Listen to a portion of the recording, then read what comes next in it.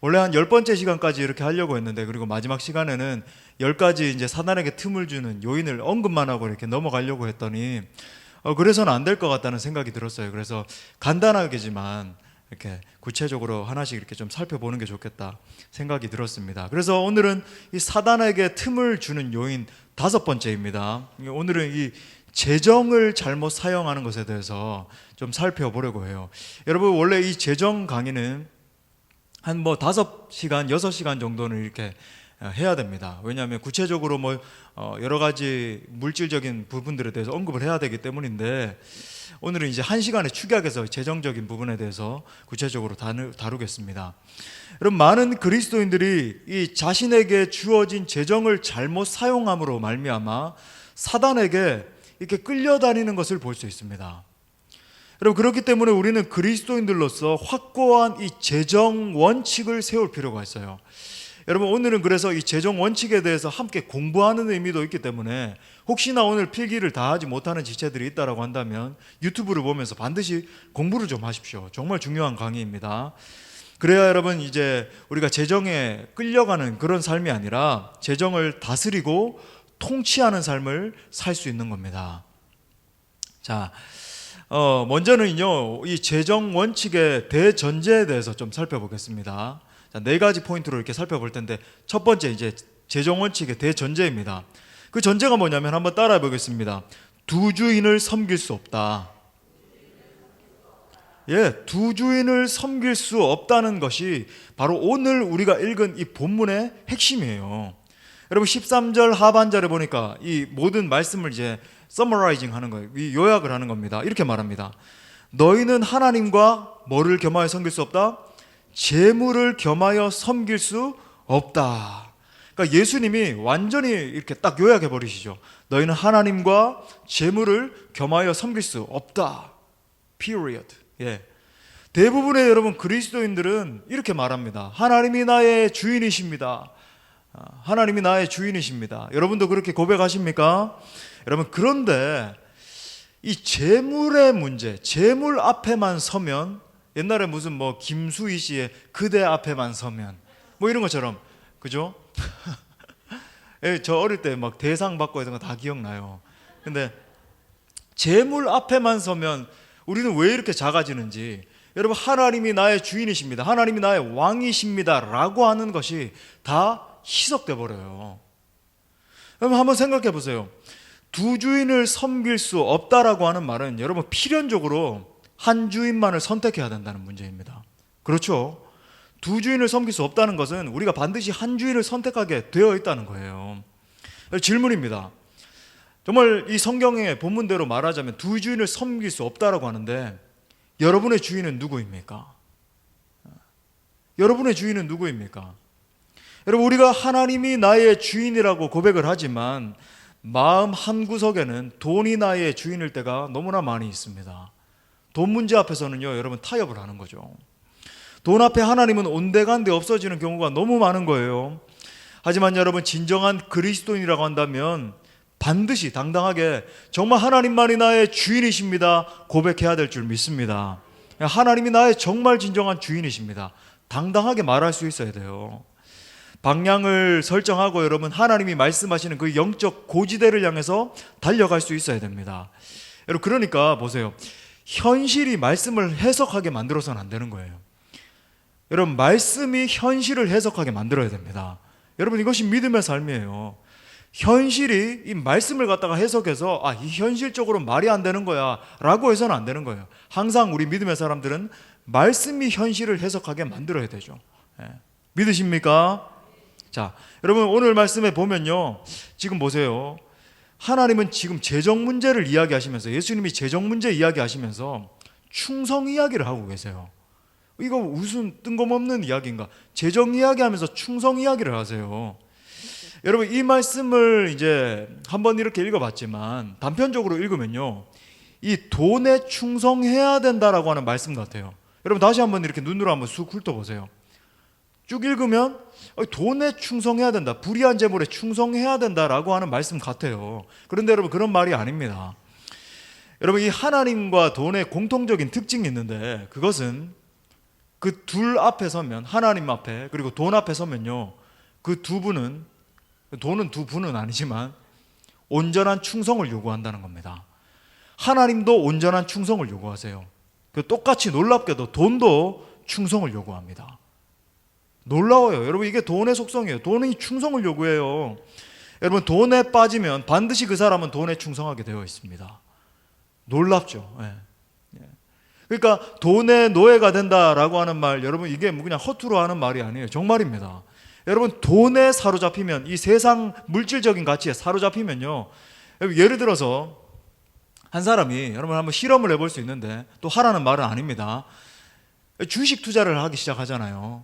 여러분, 이거 헤어나오지 못합니다. 계속 하루 종일 그거 보고 있어요. 핸드폰 켜가지고 오늘 올랐나 떨어졌나, 뭐 오후 돼가지고 오늘은 또 올랐나. 여러분, 이 생각이요, 사람을 완전 사로잡아 버립니다. 놀라워. 이게 돈의 속성이에요.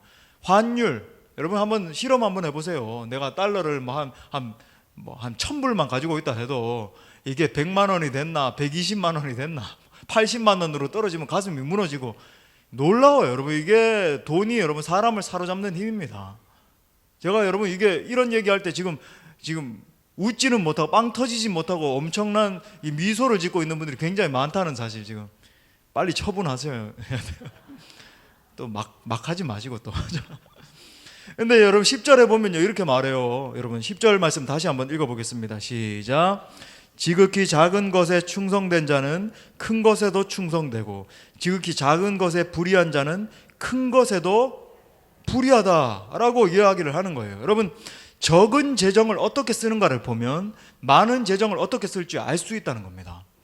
여러분, 이 적은 재정을요, 정말 하나님 앞에 기도하면서 하나님의 뜻대로 어떻게 하면 사용할 수 있을까요? 고민하고 기도하면서 사용하는 것을 보면 하나님이 나중에 복을 주셔서 많은 것으로 맡겨주셨을 때 그것을 어떻게 사용하는지 알 수 있다는 거예요. 반대로 여러분, 적은 재정이 맡겨졌는데 이것을 불의하게 사용하는 사람은요, 반드시, 여러분, 이거 하나님은 속일 수 없어요. 하나님, 제가 적은 재정에서 이렇게 사용하는 거 실패했지만 많이 주시면요, 반드시 하나님 영광을 위해서 사용할게요. 여러분, 거짓말입니다. 하나님은 절대 속일 수 없죠. 사람은 속여도. 여러분, 그런 사람들은요, 반드시 나중에 재정이 많이 주어져도 불의하게 사용하게 되어 있다라고 하는 거예요. 예수님이 지금 재정에 대해서 너무 명확하게 말씀하시죠. 그리고 나서 11절 말씀 이렇게 말합니다. 너희가 만일 불의한 재물에도 충성하지 아니하면, 불의한 재물에 지금 충성하라는 말인가? 충성하지 아니하면 누가 참된 것으로 너에게 맡기겠느냐? 여러분, 여기서는 이렇게 faithful이라고 하는 단어를 쓰고 있는데 이걸 그러니까 한글 번역이 조금 모호하게 되어 있어요. 그러니까 이 말씀은 불의한 재물을 섬기라고 하는 말이 아니라 세상적인 가치인, 여러분, 이게 재물이라고 하는 것이 기본적으로 여러분 만몬이잖아요. 그죠? 이게 세상 재물입니다. 여러분, 월가 같은 데 보면 황소가 있고 거기에 뭐 황소 이렇게 만지면은 뭐 더 많은 부를 얻는다. 뭐 그런 뭐 이렇게 어떤 유언비어라 그럴까요? 이런 게 있잖아요. 재물의 신이 만몬이에요. 그 만물 귀신 만지면 무슨 일이 일어나겠습니까? 근데 세상적인 이 가치인 재물을 어떻게 관리하고 쓸 것인가를 지금 예수님이 다시 물으시고 계시는 거예요. 어떻게 쓸 것인가? 세상적인 가치의 대표인 이 돈도 제대로 관리하고 쓰지 못하면서 하나님이 너희에게 어떻게 더욱더 가치 있는 것을 맡기겠느냐라고 지금 예수님이 말씀하고 계시는 거예요. 자, 이것이 이제 대전제이고, 자, 두 번째로 우리의 가치 기준은 무엇인가라고 하는 거예요. 우리의 가치 기준은 무엇인가? 여러분, 세상의 기준을 한번 생각해 보십시오. 세상에서는 어떤 사람을 성공했다라고 이야기하죠? 부자예요. 돈 많은 사람, 부자를 갖다가 저 사람은 성공했어. 그럼 가난하면요, 실패했다라고 이야기하잖아요. 저 사람은 실패했어. 여러분, 하지만 믿음의 기준은 어떻습니까? 여러분 스스로에게 한번 질문해 보세요. 여러분, 혹시 돈이 있으면 성공했고 돈이 없으면 위축되십니까? 여러분, 너무나 의미심장한 질문이에요. 여러분, 돈이 좀 이렇게 있으면은 마음이 평안하고 돈이 조금 이렇게 없는 것 같으면 여러분 혹시 심리가 위축되지 않으세요? 기억하십시오. 우리 믿는 자들의 이 가치는요, 돈에 있지 않고 하나님의 자녀됨에 있는 줄 믿습니다. 여러분, 내가 하나님의 자녀이기 때문에 내가 가치 있는 거예요. 믿으십니까? 여러분, 하지만 예나 지금이나 여러분 이 돈 문제라고 하는 것은요 엄청나게 중요한 이 영적 전쟁의 과제예요. 예를 들어서 우리가 주일마다 우리 헌금송 나의 생명을 드리니 주 영광 위하여 사용하옵소서 막 찬양하잖아요. 나의 생명을 드린다라고 말합니다. 주님 나의 생명을 드릴 테니까 주의 영광을 위해서 사용하십시오. 근데 주님이 그거 말고 돈을 바쳐라 이렇게 이야기하면 여러분 여기서 시험 들고 절반 정도 떠나갈 사람들 많이 있는 거죠. 현대 많은 그리스도인들 중에서. 여러분 이게 어떤 모습입니까? 생명을 드리겠습니다. 주님 내 생명을 꺼내서 주님을 위해서 순교하겠습니다. 그런데 헌금에 못하겠습니다. 주님 이건 꺼려지는데요. 돈 말고 내 생명을 드릴게요. 주님 앞에서 이 돈 문제가 나오기 시작하면요 온갖 내 머릿속에 계산기를 꺼내놓고 두들기기 시작해요. 이게 무슨 일입니까? 주님은 우리를 위해서 생명을 주셨는데. 여러분 또한 여러분 무엇이 축복입니까? 세상적인 기준에서 뭐가 축복이죠? 돈 많이 번 것을 축복받았다라고 이야기해요. 돈이 많이 있으면 야, 저 사람 정말 하나님 축복하셨구나. 정말 이게 참 모순인데 여러분 하지만 믿음의 기준은 무엇입니까? 우리가 정말 믿음의 눈을 들어서 하나님을 바라볼 때에 깨닫게 되는 한 가지 사실이 있습니다. 그것은 돈 많은 것이 이 세상을 움직이는 것이 아니라고 하는 거예요. 돈이 많다라고 해서 여러분 이 세상에 하나님의 통치가 실현되는 것이 아닙니다. 돈을 버는 것이 여러분 축복입니까? 여러분 어떤 면에서는 그럴 수 있겠지만 여러분 많은 경우 그렇지 않아요. 누가복음 18장 25절에 주님의 경계를 여러분 들어보십시오. 얼마나 참 이렇게 무서운 경계인지 같이 읽어보겠습니다. 시작. 낙타가 바늘귀로 들어가는 것이 부자가 하나님의 나라에 들어가는 것보다 쉬우니라 하시니. 여러분 놀라운 것은 이 말씀은요 공관복음, 마태복음, 마가복음, 누가복음 이 세 복음서에 공통적으로 나오는 본문입니다. 그만큼 이 세 번 나오면 뭐라고 그랬죠? 중요하다라고 하는 거예요. 예, 맞아요. 중요하기 때문에 세 번이나 반복되고 있죠. 여러분 부자가 하나님 나라에 들어가는 것이 이렇게 어려운 겁니다. 그러니까 거의 영어로 impossible, 불가능하다는 거예요. 낙타가 어떻게 바늘귀에 들어갑니까? 왜 그런 것 같습니까? 여러분 교만의 문제를 해결하지 못하기 때문에 그래요. 여러분 물질적인 이 부유함이 있으면요 이 교만이 사람이란 여러분 어쩔 수 없더라고요. 정말 우리 교우들 중에서는 하나님이 또 여러분 뭐 부하게도 하시고 가난하게도 하시고 그 가운데 자족함의 능력을 배우는 것이 우리가 제일 중요합니다만은 또 이렇게 재정을 이렇게 부어주신 사람들도 있어요. 하지만 여러분 우리 교우들 같은 그런 모습으로 서 있기가 쉽지 않습니다. 대부분이 여러분 이 세상 사람들을 보시고 기독교인이라고 하는 사람들을 봐도 교만하고 그죠? 세상에서 막 나타내길 원하고. 여러분 돈이 많은 사람들의 공통적인 특징이 교만이에요. 이 사람들이 정말 겸손하게 주님 정말 저는 은혜가 필요한 사람입니다.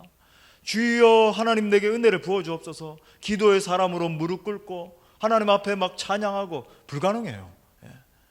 교만해가지고 그죠? 여러분 그렇기 때문에 여러분 그들은 하나님 나라에서 멀 수밖에 없는 겁니다. 돈이 문제예요.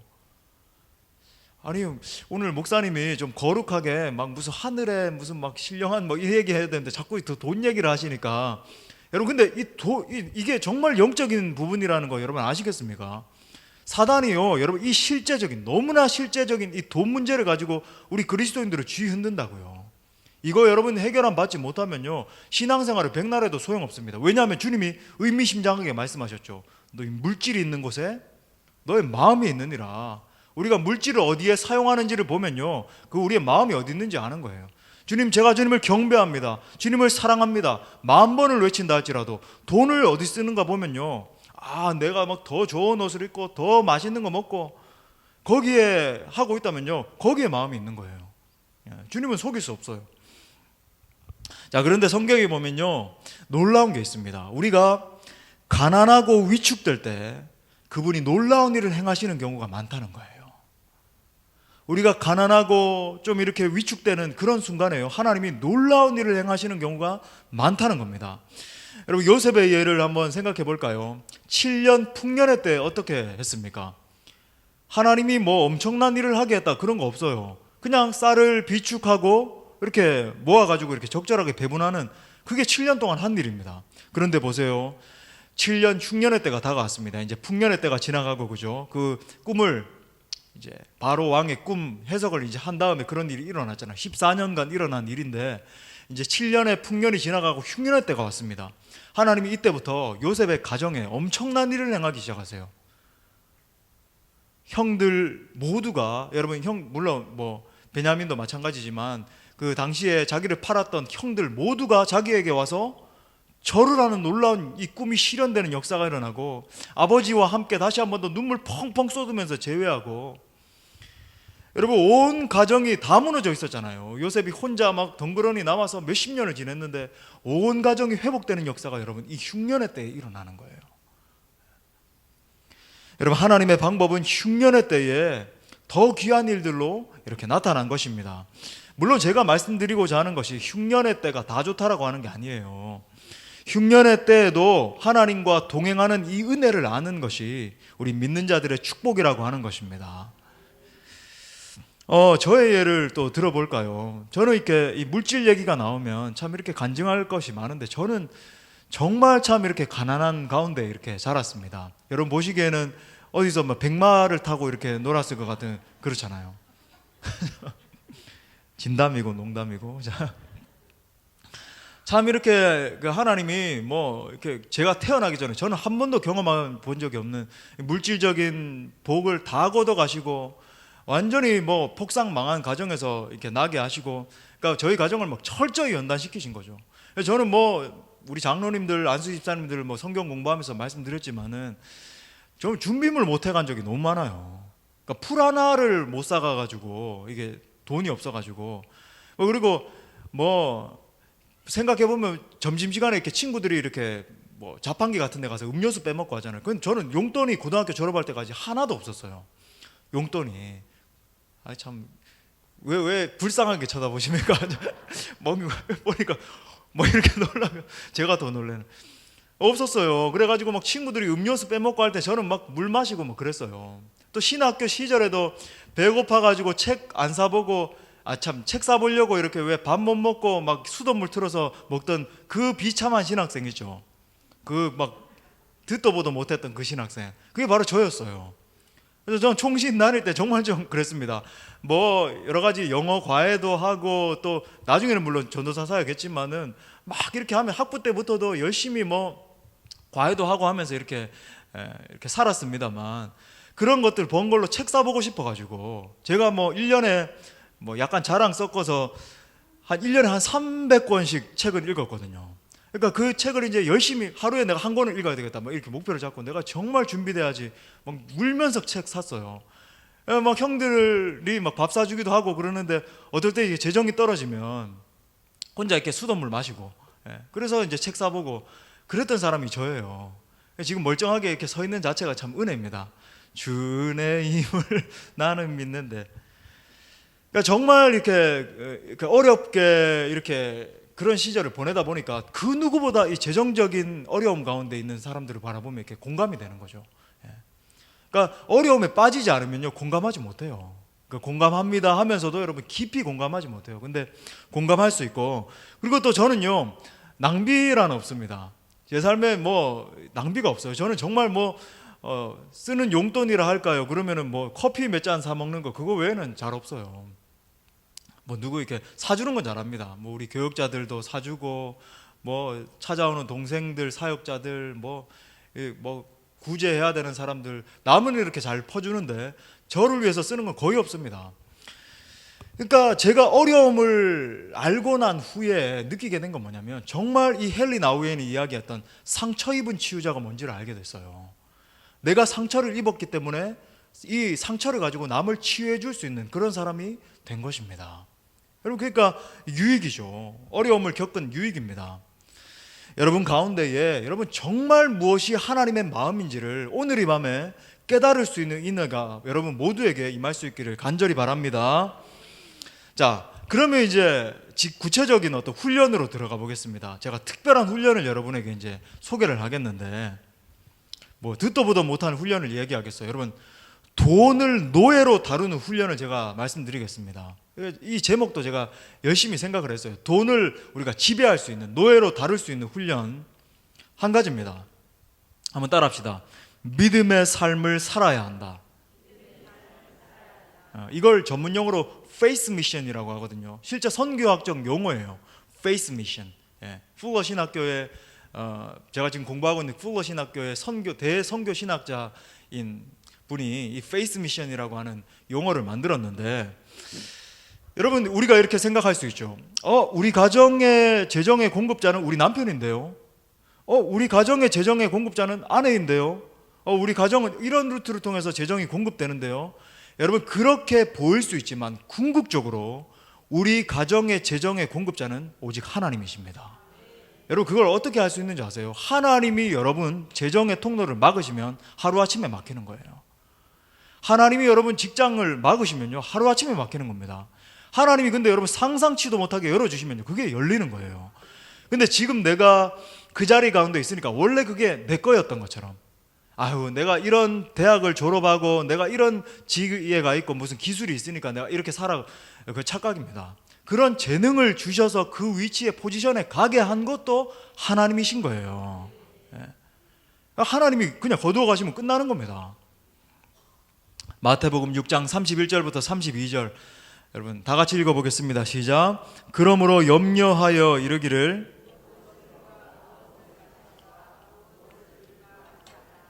이는 다 이방인들이 구하는 것이라 너희 하늘 아버지께서 이 모든 것이 너희에게 있어야 할 줄을 아시느니라. 여러분 보십시오. 우리가 믿는 하나님은요, 우리가 믿는 아버지는 그냥 명령만 해놓고 떠나가는 분이 아니에요. 여러분 우리가 염려를 끊어야 한다. 그러니까 믿음의 사람이라고 한다면 반드시, 그러니까 취사 선택 아니에요. 반드시 염려를 끊어야 되는 이유가 있는데 그건 뭐라고 그럽니까? 우리 하늘 아버지께서 이 모든 것이 우리에게 있어야 할 줄을 다 아신다는 거예요. 이것이 우리가 염려를 끊어야 돼. 근데 만약에 반대로 염려를 계속하고 있다, 그건 누구의 특징이라고요? 누구의 특징? 이방인들의 특징이라는 거예요. 다른 말로 하면 뭔지 아세요? 예수 안 믿는 사람들의 특징이라는 겁니다. 그러니까 여러분 계속 염려, 근심, 걱정, 내가 돈이 있어야 되는데 돈 하고 있다라고 하는 건 내 안에 믿음이 없구나. 여러분 나는 이방인이구나. 그렇게 판단하면 돼요. 나는 아직까지 지금 그렇게까지 표현할 수 없겠습니다만은 정말 내 안에 예수가 계신가 아닌가 여러분 점검하셔야 돼요. 그때는 내 말이 아니라 주님 말씀이에요. 그 이방인의 특징이라는 겁니다. 믿음 안에 있는 자라고 한다면 여러분 이것들을 두고 염려하지 않아야 된다라고 말씀하시는 겁니다. 할렐루야. 물론 내가 막 불성실하고 막 게으르고 맨날 집에서 놀고 먹고 있는데 염려 안 하고, 그건 잘못된 거예요. 열심히 사는 가운데 정상적인 삶이 있는 가운데 말하는 거죠.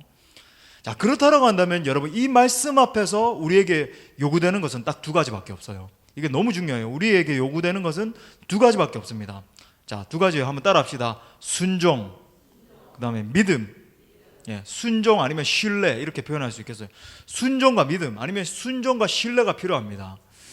여러분 순종이 필요한데 믿음이라고 하는 것은요, 내가 할 수 있다라고 믿는 사실을 믿는 게 아니에요. 그러니까 내가 막 믿습니다, 이거 안 되니까 막 믿습니다 막 이렇게 한다고 해서 그게 믿는 게 아니라, 옛날에 그죠? 조모모 목사님 믿으십니까? 오늘 이 아침에 그러면은 막 믿습니다 이러는 게, 그게 믿음이 아니라고요. 주님이 명령하시면 그 명령 따라서 내가 할 수 있다라고 믿는 것을 믿음이라고 하는 거예요. 그러니까 선제 조건이 있죠. 여러분 보세요. 순종하는 삶에 선제 조건이 있어요. 그건 뭐냐면 하나님의 음성을 듣는 삶입니다. 기도하는 가운데 하나님의 음성을 들어야 돼요.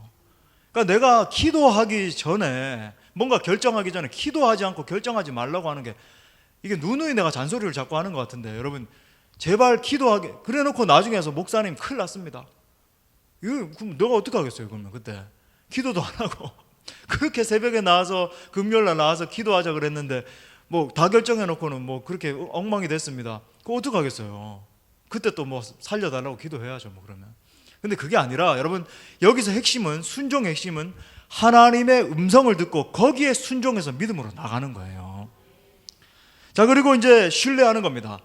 신뢰라고 하는 것은 하나님의 명령에 내가 이제 순종했다라고 한다면 그냥 믿고 맡기는 거예요. 하나님의 음성을 듣고 거기에 내가 신뢰를 하면서 순종을 했다라고 한다면 믿고 맡기는 겁니다. 기도하면서 여러분 그때부터는요 하나님이 채우실 것을 기대하는 거죠. 예. 한번 예를 들어볼까요? 이 faith mission이라고 하는 거 너무나 중요한 개념이에요. faith, 그죠? 믿음, mission, 사명, 이 선교, 그죠? 미션 하는 겁니다. 믿음으로 미션 하는 거예요. 선교하는 겁니다. 이건 뭐냐면 이 선교학적 용어인데 하나님이 하라는 일을 행하면서 하나님이 채우실 것을 신뢰하며 행하는 선교를 말해요. 이것의 대표 주자가 누구냐면 여러분 이 중국 내지 선교회로 유명한 허드슨 테일러 선교사님입니다. 인랜드 미션, 그죠? 중국 내지 선교회, 우리 한국말로 이 선교의 대부라고 하시는 이 허드슨 테일러 선교사님이 이 페이스 미션의 대부였어요. 이렇게 말합니다. 이 페이스 미션의 핵심인데 이렇게 말했어요.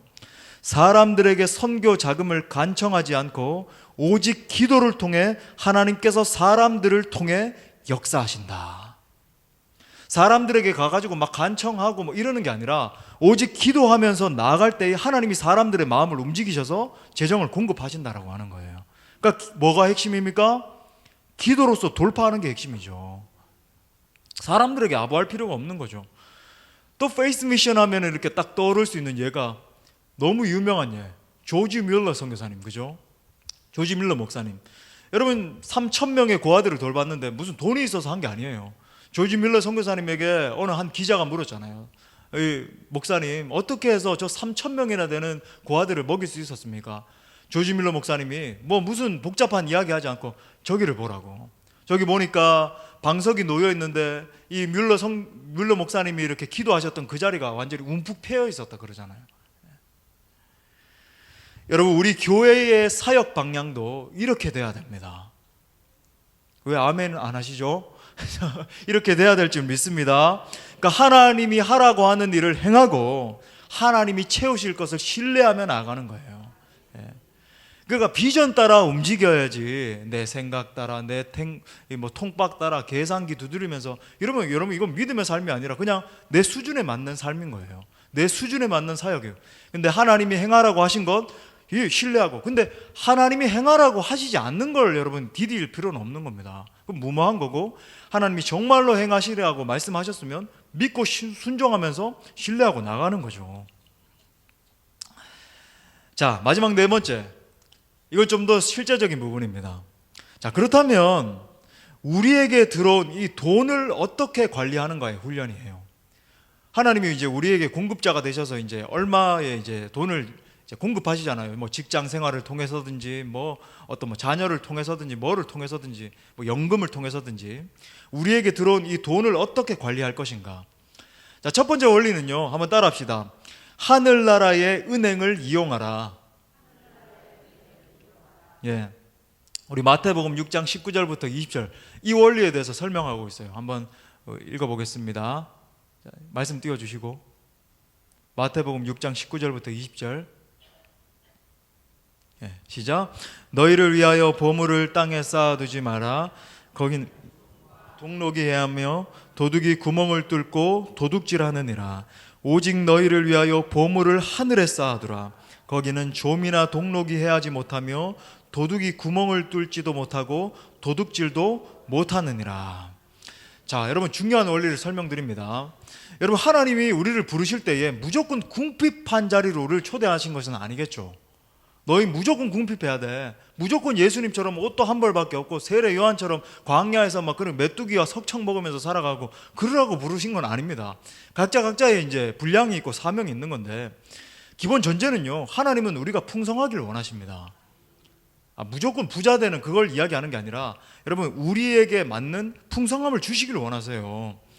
여러분 근데 이 말씀의 요지가 뭐냐면 돈을 이 땅의 법칙대로 우리가 관리하기 시작할 때에 반드시 좀과 동록과 도둑이 틈타게 된다는 거예요. 여러분 이 말씀을 이렇게 해석하는 거 처음 들어보셨죠? 여러분 이 말씀을 갖다가 제대로 해석하면 이 말씀이에요. 이 땅의 법칙대로 여러분 우리가 돈을 관리하고 사용하기 시작하면요 반드시 좀과 동록과 도둑이 틈타게 된다는 겁니다. 여러분 극명한 예를 들어볼게요. 여러분 아무리 부한 가문이라도 여러분 한두 대를 여러분 이렇게 건너는 걸 여러분 보셨습니까? 더 길게는요 한 3, 4대를 건너서 이 부가 내려가는 거 여러분 보셨습니까? 간혹 그런 가문도 있긴 한데 대부분 그렇지 않아요. 여러분 이 3대, 4대, 뭐 5대째 이렇게 가면서요 뭐 이렇게 많은 부분 이렇게 바뀌게 되고 심지어 더 나아가서 막 범죄자까지 출현하게 되고 그런 일이 있죠. 여러분 이것이 땅의 원리입니다. 땅의 원리대로 관리하고 저축도 하고 뭐 펀드도 들고 여러분 한번 해보십시오. 아무리 지혜롭게 잘한다라고 해도 한두 대 못 갑니다. 그런데 여러분 오늘 예수님은 오직 너희를 위해서 보물을 하늘에 쌓아두라고 말씀하세요. 이게 도대체 뭔가 많이 궁금하셨죠, 그죠? 하늘을 대체 어떻게 보물을 쌓아두는가? 많은 분들이 그냥 이런 해석에 제한을 둬요. 이렇게 제한을 합니다. 뭐냐면 열심히 여러분 막 이렇게 하나님 사역 하시면요 나중에 상급이 이렇게 쌓입니다. 근데 여러분 그런 말씀은 아니에요. 여러분 깊은 임재 가운데 들어가신 분들 눈을 뜨십시오. 자, 눈을 뜨세요. 깊은 임재 가운데 지금 세 분 깊은 임재 가운데 들어갔다가 지금 방금 나왔습니다. 자, 눈 뜨시고 여러분 쉽게 이야기하면 이 말씀은 뭐냐면 우리의 재물을 하늘나라에서 관리하게 하라는 말씀이에요. 우리의 재물을 하늘나라에서 관리하게 하라. 여러분 이걸 결론부터 말씀드리자면 하늘나라 은행을 이용하는 삶을 청지기적인 삶을 말합니다. 한번 따라합시다. 청지기적인 삶. 여러분 이 청지기적인 삶이라고 하는 것은 아버지의 마음을 아는 삶이에요. 아니 뭔가 다시 말해서 여러분 우리가 하나님의 나라에 있는 그 재정 창고에다가 우리의 이 재정을 관리하도록 맡겨드리는 이 삶의 원리가 뭐냐면 하나님 정말 우리에게 원하시는 것은 우리에게 있는 이 물질을 가지고 우리의 형제 자매의 필요를 채워주는 삶을 살라는 겁니다. 여러분 이제 이것이 제가 지금 말씀드리고 있는 이 청지기적인 삶이 이 산상수훈은 이 물질 사용에 대한 이 산상수훈 메시지의 결론인데 여러분 너무 잘 하시는 말씀이에요. 33절에 보면 이렇게 말합니다. 그런즉 너희는 먼저 그의 나라와 그의 의를 구하라. 그러면 그의 나라와 그의 의를 구하는 삶을 살아야 되는데 이게 이제 물질 사용에 대한 정말 결론적인 말씀이라고 한다면 어떻게 살 것인가? 예를 들겠어요. 어떻게 살 것인가? 여러분이 정말로 기도하시다가 기도하면서 생각나게 하는 분에게 실질적으로 물질을 흘려보내는 겁니다. 청지기적으로 여러분 그냥 이렇게 내가 물질을 가지고 있는 게 아니라 나에게 주신 이 물질을 과감하게 흘려보내는 거예요. 기도하다가 여러분 어려운 분들이 많이 생각나잖아요. 과감하게 플로잉 하는 거예요.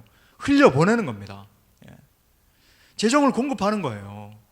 여러분 우리가 봄에도 우리가 정말 여러분 그저 찬미라고 하는 참 이렇게 우리 여러분 대부분이 영향 받으셨잖아요. 찬미에서 나오는 찬미 뭐 500, 찬미 1000 뭐 이런 찬양집들 보면서 우리 뭐 어두운 밤에 찬양도 많이 했고 옛날에 우리 청소년 때 뭐 찬미 집회 막 2,000명, 3,000명씩 가서 은혜 많이 받고 근데 그 찬미를 인도했던 그 구태극 간사님 정말 어떻게 그런 일이 일어날까 싶어요. 욥의 고난이 정말 저 정도일까 뭐 이런 싶을 정도로 너무 참 어려운 일을 당했을 때 우리 성도님들이 정말 많이 헌금하셔서 그때도 이야기했지만 정말 한 700만 원 이상의 재정을 이렇게 보낼 수 있었고 하나님의 마음을 흘려보낸 거죠. 어떤 분들은요 정말 감사한 게 한 번 할 수 없어서 막 2번씩 와가지고 다시 또 이렇게 헌금하시기도 하고 뭐 그뿐만이 아니라 정말 기도하면서 생각나게 하는 사람에게 흘려보내는 거예요. 여러분 어려운 신학생들이 있다라고 한다면 정말 저 사람들이 진짜 바른 길 가고 주의 종들로 이렇게 성장해야 되는데 돕는 겁니다. 돕는 거예요. 제가 실제적으로 경험한 예를 말씀드릴까요? 제가 예전에 일전에 사역했던 어떤 사역지에서 이 장로님이 무명으로요 사업하던 장로님이었는데 교역자들에게 20만 원씩 헌금을 하셨어요. 매달. 그걸 이제 교회에 맡기시고 모든 교역자들이 20만 원씩 이렇게 할 수 있도록 그래서 그걸 책값으로 이렇게 반드시 이건 책값으로 사용해 주십시오 하면서 그렇게 헌금을 하신 거예요. 정말 그 20만 원이 신학생들에게 너무 컸던 거죠. 저도 그 수혜를 입어서 그 20만 원으로 또 이렇게 책을 사보고 전도사 때 그렇게 했습니다. 여러분 이런 거죠. 마음을 주시면 저희 어머니도 예전에 그런 말씀 드렸죠. 그죠? 정말 어려운 시절에 어떤 전도사님이 하나님 등록금 주십시오 막 이렇게 기도하고 있는데 정말 집에 있는 재정 전체를 갖다가 다 갖다 줘서 그 등록하게 만들고 그러니까 하나님이 정말 또 더 큰 은혜를 부어주시고 이런 일이 일어나는 겁니다. 또 예를 들까요?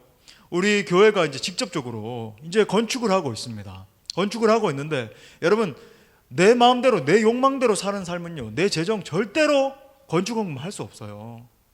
하지만 여러분, 하나님의 원리는 뭡니까? 과감하게 하나님 마음 주시는 대로 하나님 앞에 드리기 시작하는 거예요. 오늘 우리가 찬양한 원리가 딱이 하나님의 재정 원리예요. 주가 일하시네, 주가 일하시네. 주께 어떤 사람이? 아끼지 않는 자에게. 아멘이십니까? 주님 앞에 아끼지 않는 자에게 주님이 일하시는 거죠. 정말 하나님, 제 모든 것을 드리겠습니다 하면서 헌금하고 나아갈 때에 하나님이 일하시는 것을 보는 거죠. 더 많이 채워주시는 것을. 또 예를 들까요? 앞으로 우리 교회에서 많은 비전을 가지고 정말 선교와 전도에 몰입해서 많은 영혼들을 구원하고 또 더 열방 가운데, 지금도 저에게 많은 연락이 와요. 정말 인도 이 선교 사역 지금 올 겨울에만 500만 명에게 이 복음 전도지를 나눠줘야 되는 이런 사역이 있는데 아직은 아닙니다. 우리 교회 건축하고 있습니다. 이러고 있는데, 여러분, 우리가 정말 하나님이 열어주시는 그런 선교 사역에 동참하기 시작할 때요, 후원하고 같이 동참해서 그 땅을 밟으면서 복음을 전하고 함께하는 거예요. 적극적으로 동참하는 겁니다. 여러분, 이것이 한마디로 말해서 오늘 성경에서 말하고 있는 그의 나라와 그의 의를 구하는 삶이에요. 할렐루야. 여러분, 우리 모든 그리스도인들이 만약에 레디컬하게 이 그의 나라와 그의 의를 구하는 삶에 동참하면 어떤 일이 일어나는지 아십니까? 이 땅에 하나님의 나라가 임합니다. 여러분, 이 땅에 하나님의 정의가 구현돼요. 여러분, 이것을요, 그림으로 정말 역사 속에서 실현한 공동체가 있습니다. 오순절 마가의 다락방에서 성령의 임재를 경험한 초대교회였어요. 제가 우리 장로님들, 안수 집사님들한테는 이거 성경 공부하면서 이야기했는데, 하나님의 정의가 극명하게 실현되는 예예요. 여러분, 한번 보십시오. 사도행전 4장 32절부터 35절 제가 빠르게 읽어드릴게요.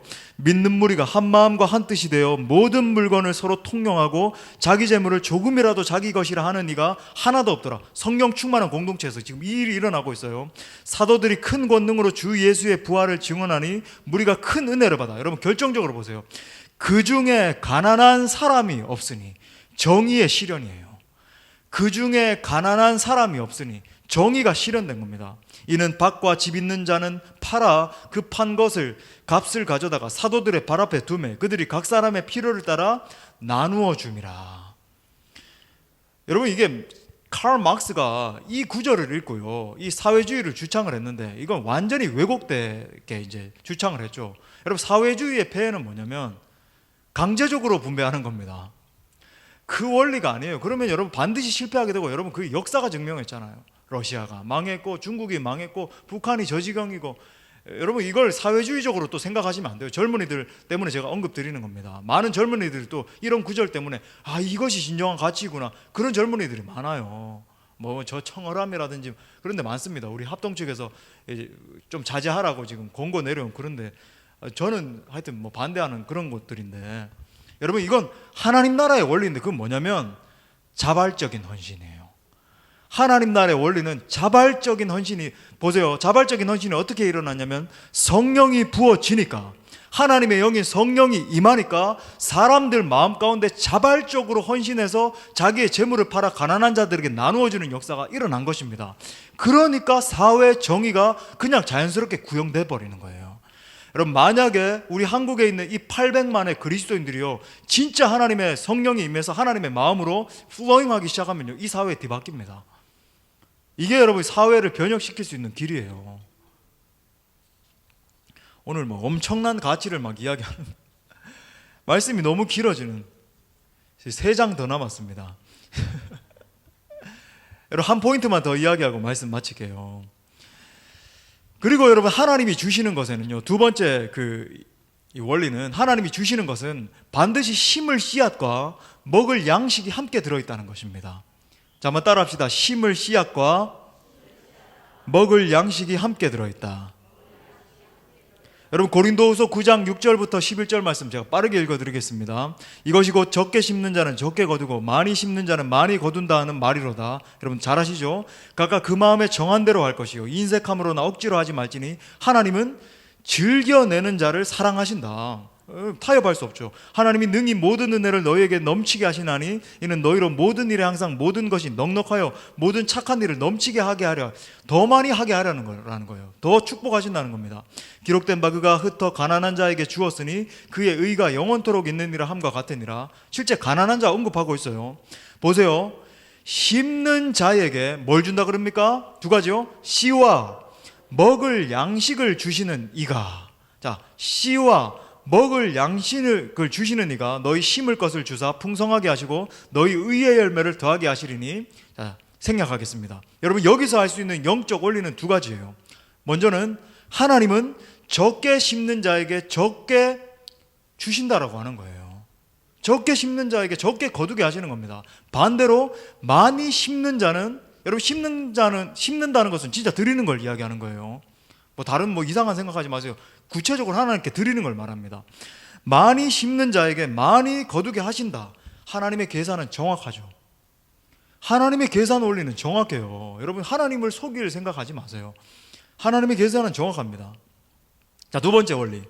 하나님은 항상 이 심는 자에게 두 가지를 주시는데 먹을 양식과 함께 심을 씨를 주신다는 거예요. 여러분, 이걸 반드시 아셔야 됩니다. 하나님은 공식이에요. 자, 공식으로 떠올리는 겁니다. 심는 자에게 뭘 주시는가? 두 가지인데 먹을 양식과 함께 심을 씨를 주신다. 먹을 양식을 주신다라고 하는 것은 당장 필요한 것을 채우신다는 거예요. 그 다음에 심을 씨를 주신다는 하는 것은 뭐냐면 더 드릴 수 있는 것을 주신다라고 하는 겁니다. 자, 여러분, 이어서 10절에 보면 심을 씨를 주시는 이유가 나오는데 두 가지예요. 풍성하게 하신다는 거죠. 한마디로 여러분, 우리에게 더 많이 드렸을 때에 심을 씨를 동시에 주시는데, 지금 당장 내가 쓸 것뿐만 아니라 심을 씨를 반드시 주시는데 그 이유는 더 풍성하게 만드시려고 주신다라고 하는 거예요. 더 부유하게 하시려고. 여러분 보십시오. 여러분 반드시 정리하세요. 여러분 머릿속에. 하나님은 더 즐겨내는 자에게 더 풍성하게 주십니다. 성경적으로 여러분, 움켜쥐고 있는 사람이 복을 받는 경우는 절대 없어요. 이 재정적인 물질적인 축복을 받는 예는 없습니다. 움켜쥐고 있는데. 자, 두 번째는요, 뭘 주시는가? 의의 열매를 맺게 하신대요. 이건 궁극의 열매죠. 하나님 나라에 더 큰 공헌을 하게 하셔서 영원토록 빛나는 그 의의 면류관을 주시겠다라고 약속하시는 거예요. 의의 열매. 여러분 믿으십니까? 두 가지 실제적인 거 이야기해야 되는데 다음 시간으로 넘기겠어요. 너무 많아. 저는 항상 이렇게 말씀 준비하는 게 너무 많아가지고 줄여야 되는 그런 사람이에요. 말씀을 마무리하겠습니다. 여러분, 이 시간 하나님께서 여러분에게 묻고 계세요. 여러분의 진정한 왕은 하나님이십니까? 아니면 재정입니까? 타협할 수 없죠. 너무나 중요한, 여러분, 확고한 말씀이에요. 여러분의 주인은 하나님이십니까? 아니면 재정입니까? 돈입니까? 여러분이 진정으로 섬기고 있는 것은 예수 그리스도이십니까? 아니면 세상 재물입니까? 변치 않는 대전제를 기억하십시오. 그것은 하나님이 우리의 공급자라는 것입니다. 하나님이 공급하시면 여러분 막을 자가 없는 거예요. 하나님이 끊으시면요, 여러분 어떤 수를 쓰더라도 여러분 공급되지 않습니다. 그래서 여러분 우리가 두려워해야 되는 거죠. 문제는 우리가 하나님의 방법대로 재정을 사용하는가 아니면 내 마음대로 내 욕심대로 사용하는가의 문제인 것입니다. 여러분, 아무쪼록 하나님이 부어주시는 이 재정을 하나님의 방법대로 사용함으로 말미암아 하나님의 기쁨이 될 수 있는 우리 사랑하는 모든 지체들 될 수 있기를 간절히 축복합니다. 아멘. 우리 하나님께 영광의 박수.